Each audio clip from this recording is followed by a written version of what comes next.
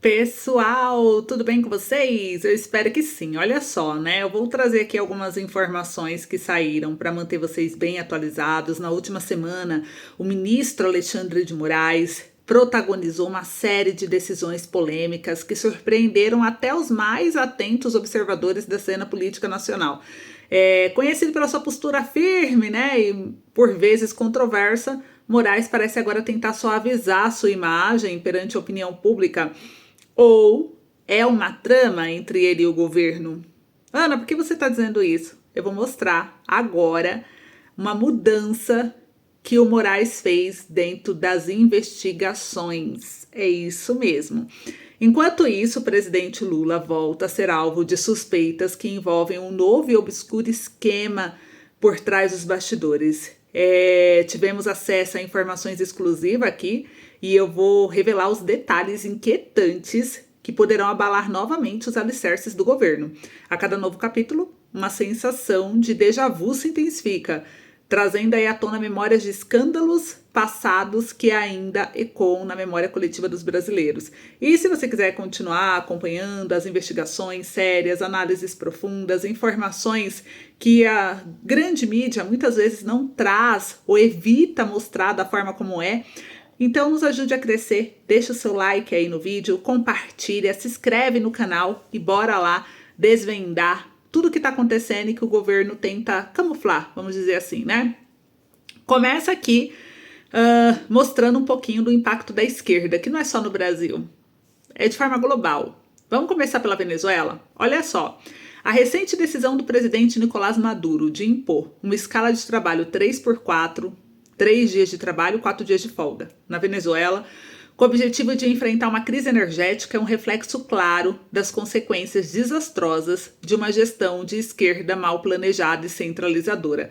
Olha só o que saiu no R7. Venezuela terá escala de trabalho 3x4 após decisão de Maduro para controlar crise energética. Medida temporária foi anunciada por Nicolás Maduro para economizar energia em meio a apagões constantes e baixa nos reservatórios. A jornada de trabalho será reduzida de 40 horas semanais para apenas 13,5 horas. A anunciada de maneira emergencial pelo governo de Nicolás Maduro para enfrentar a crise energética que atinge o país, a nova escala prevê expediente 3 vezes por semana, das 8 ao meio-dia e meia, e é válido para o setor público. Então isso daqui deu o que falar, gente. Tô lendo aqui a matéria, é uma matéria extensa, mas traz uma reflexão, né? Essa medida que à primeira vista pode parecer uma tentativa de proteger a população dos efeitos da crise, é na verdade um sinal de colapso estrutural de um país que outrora foi uma das nações mais ricas da América Latina. Uma ideologia de esquerda, quando levada ao extremo, como no caso da Venezuela, promove um Estado hipertrofiado, gente, intervencionista e hostil à iniciativa privada também. O resultado? Colapso econômico, né? Escassez de bens essenciais, apagões e agora uma redução drástica da carga laboral que apenas agrava a improdutividade. Enquanto muitos na Europa criticam governos de direita por defenderem reformas econômicas, disciplina fiscal, incentivo ao trabalho, convém perguntar: será que esses críticos estariam interessados em viver sobre o modelo que a Venezuela representa? Um país onde o Estado decide até quantos dias por semana se pode trabalhar, não por progresso, mas porque o sistema já não aguenta mais. A verdade é que uma esquerda mais radical não quer reduzir a escala de trabalho por uma questão de qualidade de vida ou equilíbrio, gente. Nesse caso, quer fazê-lo como uma parte de uma visão utópica de controle e igualdade imposta que inevitavelmente leva ao empobrecimento geral. A Venezuela está a seguir exatamente esse caminho e mesmo que tantos defendam sem medir as consequências, né? No fundo, o caso venezuelano é um aviso. Quando uma ideologia se sobrepõe à competência e à liberdade econômica, o resultado, minha gente, é tragicamente previsível. E agora eu vou trazer para vocês aqui mais uma polêmica, né? Agora voltando para o Brasil, mostrando esse regime de esquerda no Brasil. Vamos falar da comissão do governo Lula para fiscalizar Itaipu? O que há por trás será dessa estratégia, gente? Olha só, saiu no jornal Poder 360. Lula trava a criação de comissão para fiscalizar contas de Itaipu. o processo do governo brasileiro para criar um órgão de auditoria externa da hidrelétrica está parado desde 2023 e o custo dos serviços de eletricidade é de 15,8 bilhões de reais agora em 2025. E o jornal expôs e denunciou o governo, porque ele trouxe o processo para a criação da Comissão Binacional de Contas de Hidrelétrica de Itaipu, acordado por Brasil e Paraguai em 2021, está parado desde 2023, durante a gestão do governo do Lula, que travou a análise da proposta de instalação no órgão externo que deverá fiscalizar os gastos da empresa. De acordo com o Ministério de Relações Exteriores, o caso só deverá ser retomado a partir de junho, depois que os dois países concluírem negociações do chamado Anexo C, que redefinirá as bases financeiras das tarifas de energia. Os gastos bilionários do lado brasileiro com projetos que não têm relação direta com a geração de energia têm sido alvo de críticas cada vez mais contundentes de políticos e da mídia. Entre outros gastos, Itaipu destinou 1,3 bilhões para obras da COP30, Conferência sobre o Clima da ONU, que será realizada em novembro em Belém do Pará, a mais de 2.800 quilômetros de Itaipu, que fica em Foz do Iguaçu, no Paraná. Outros 15 milhões foram gastos em um evento cultural paralelo à cúpula do G20, realizado no Rio em novembro do ano passado. As críticas abarcaram também a falta de transparência na alocação desses recursos. Por ser uma empresa binacional, a hidrelétrica não está sujeita à fiscalização direta dos órgãos de controle brasileiros ou paraguaios. A usina diz, porém, que já atende padrões internacionais e tem uma política interna bastante rigorosa no controle de contas. Mas por que será que o governo está postergando tanto isso, né? Então nos traz aqui uma reflexão que desde 2023, como vocês viram aqui na matéria, o processo de criação dessa comissão de auditoria externa da hidrelétrica de Itaipu, uma das maiores e mais estratégicas empresas binacionais do mundo, está completamente parado.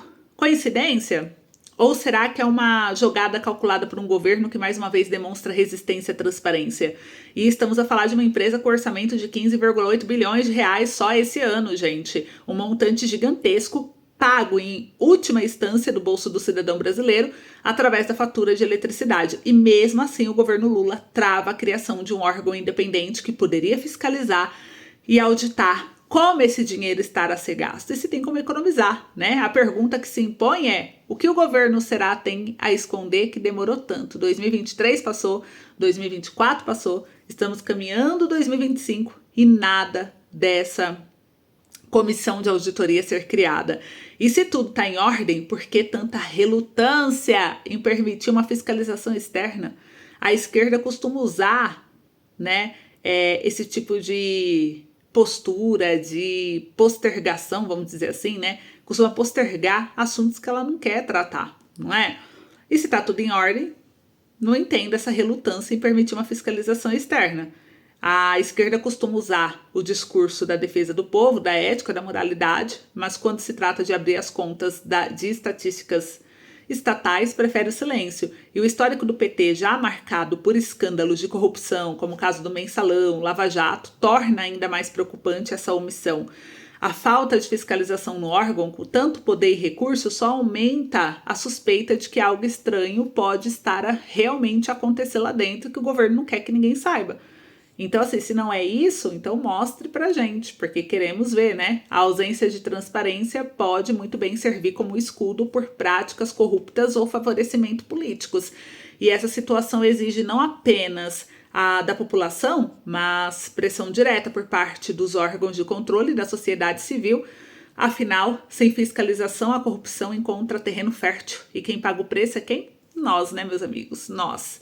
E olha só, continuando aqui a desmascarar, né, o governo, a justiça, a trazer situações que geram dúvidas. Vamos falar do STF, do Lula e desse teatro de imparcialidade que seria uma tentativa de camuflar uma perseguição política. Olha só o que saiu aqui no jornal G1. Duas matérias. Primeiro, Moraes arquiva investigação sobre Bolsonaro no caso da fraude do cartão de vacina. O ministro atendeu ao pedido do Procurador-Geral da República, Paulo Gonetti, pelo encerramento do caso, porque, segundo a Procuradoria, não foram encontradas provas que confirmassem delação premiada do tenente-coronel Mauro Cid. E segundo aqui, Moraes concede prisão domiciliar para a mulher que pichou a estátua da Justiça no dia 8 de janeiro. Débora Rodrigues dos Santos, se lembra dela, estava presa preventivamente, foi denunciada pela Procuradoria-Geral da República por envolvimento nos atos antidemocráticos que invadiram e depredaram as sedes dos três poderes. E o ministro Alexandre de Moraes autorizou que a mulher acusada de pichar a estátua da Justiça em frente ao STF durante os atos que eles consideraram golpista, né, do dia 8 de janeiro de 2023, cumpra a prisão domiciliar. Então, essas duas ações chamaram a atenção. Olha só, né, o que aconteceu aqui. Do nada, agora que o STF tem aí praticamente a condenação do Bolsonaro, porque que eles querem? Bolsonaro, né? Bolsonaro. Então, estão ali com o Bolsonaro, já praticamente está condenado, só falta eles bater o martelo mesmo, é que tem um processo administrativo que tem que ser seguido, tem data, mas vai acontecer, porque ano que vem é eleição e eles não iriam deixar, né, de condenar Bolsonaro antes disso. Então a gente já sabe que todo esse teatro, né, vai ser desvendado até o final desse ano. E isso gerou algumas dúvidas sobre coerência, imparcialidade, preocupações reais por trás de suas decisões, especialmente quando analisamos a sua relação com o governo Lula. O ex-presidente Bolsonaro foi aí, né, teve aí uma causa perdida no STF, porque ele vai ser investigado por tentativa de golpe, vai responder um processo, né? Ele já é réu nessa ação conduzida com muita rigidez exemplar. E, no entanto, logo após essa reportagem, o mesmo STF começa o quê? Aliviar a pressão com medidas que soam como uma tentativa de equilibrar a narrativa e proteger a acusação de oposição, que a oposição fala que está sendo perseguida. Então, o Moraes, ele arquivou a investigação sobre Bolsonaro no caso da fraude do cartão de vacina, porque até então, antes dessa questão aí dos atos do dia 8, era o que ele tinha. Então, queria condenar Bolsonaro de qualquer forma, ficou caçando pelo em ovo, foi lá, pegou, não, vamos acusar ele sim por ele ter falsificado o cartão de vacina. Ok. Aí alegou ausência de provas, mesmo após meses de cobertura intensa, suposições plantadas na imprensa, do nada, não, vamos arquivar, vamos aceitar aí realmente, vamos arquivar isso. Do nada. Aí concedeu prisão domiciliar para Débora Rodrigues dos Santos. Lembra aquele caso da Deolane Bezerra, influenciadora, que foi presa e por suposto envolvimento com facção criminosa, né, lavagem de dinheiro. Aí, como ela alegou que tinha filha menor de 12 anos, a justiça deu para ela cumprir prisão domiciliar. E a gente falou, ela envolvida com lavagem de dinheiro, com um monte de crime, organização criminosa suspeita, né? A justiça concedeu essa liminar para ela poder ter a prisão domiciliar por causa do filho menor. O caso da Débora foi negado todas as vezes, desde aquela época. Foi negado só porque ela passou um batom na estátua lá do STF. E aí essa Débora Rodrigues dos Santos, ela é acusada de envolvimento nos atos do dia 8 de janeiro, que esteve detida preventivamente, né, por pichar uma estátua. Um gesto simbólico que, por mais condenável que seja, não justifica a severidade da detenção. E essas decisões ocorrem justamente após o clímax da publicação do Bolsonaro. A pergunta que surge é inevitável. Irá o STF e o governo Lula construir um teatro de imparcialidade?